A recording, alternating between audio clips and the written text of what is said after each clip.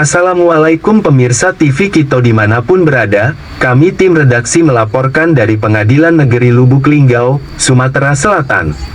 Pemirsa, proses hukum kasus pembunuhan yang menewaskan Auton Wazir di ruang keuangan Dinas PUPR Musirawas Utara kini kembali menjadi sorotan.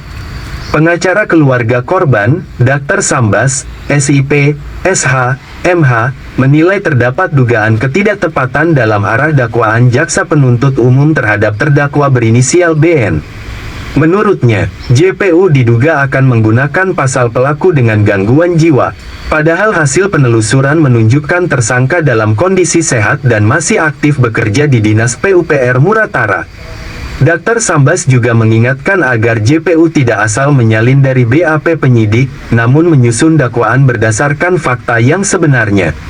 Sebagai langkah hukum lanjutan, ia akan melayangkan surat resmi ke sejumlah lembaga tinggi negara untuk memastikan proses hukum berjalan adil dan transparan. Demikian yang dapat kami laporkan dari Pengadilan Negeri Lubuk Linggau untuk TV Kito. Kembali ke studio.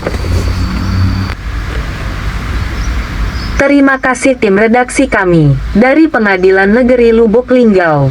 Pengacara Sambas soroti dugaan ketidaktepatan dakwaan JPU dalam kasus pembunuhan di Dinas PUPR Muratara. Proses hukum kasus pembunuhan yang menewaskan Auton Wazir di ruang keuangan Dinas PUPR Musirawas Utara pada Kamis, tanggal 26 Juni tahun 2025 lalu, mulai menuai sorotan dari kalangan keluarga korban dan praktisi hukum.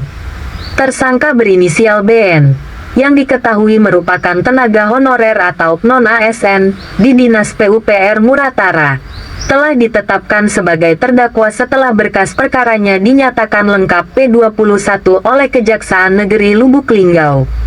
Namun, Dr. Sambas, SIP, SH, MH, selaku pengacara keluarga korban, menyampaikan sejumlah kejanggalan dan keprihatinan terhadap proses hukum yang berjalan.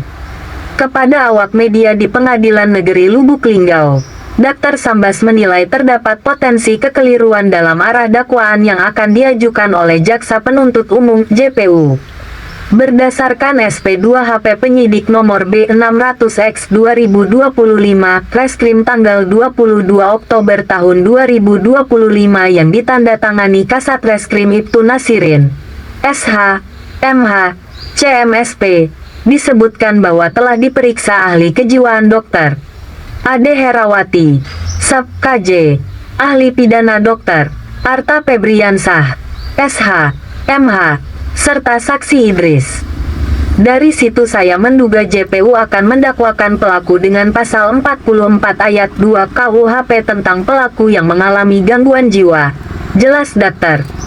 Sambas. Meski demikian, ia menegaskan bahwa hasil investigasi pihaknya menunjukkan pelaku dalam kondisi sehat secara mental saat melakukan perbuatan tersebut.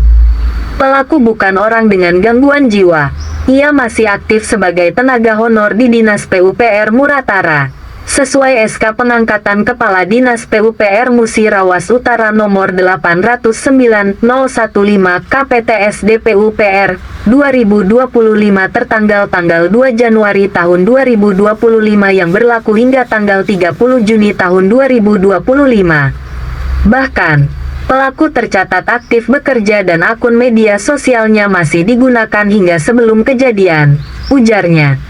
Selain itu, pihak pengacara juga mengungkap bahwa pelaku sempat mengancam korban sebelum insiden penikaman terjadi. Berdasarkan fakta-fakta tersebut, Dr. Sambas mengingatkan agar JPU berhati-hati dalam menyusun surat dakwaan.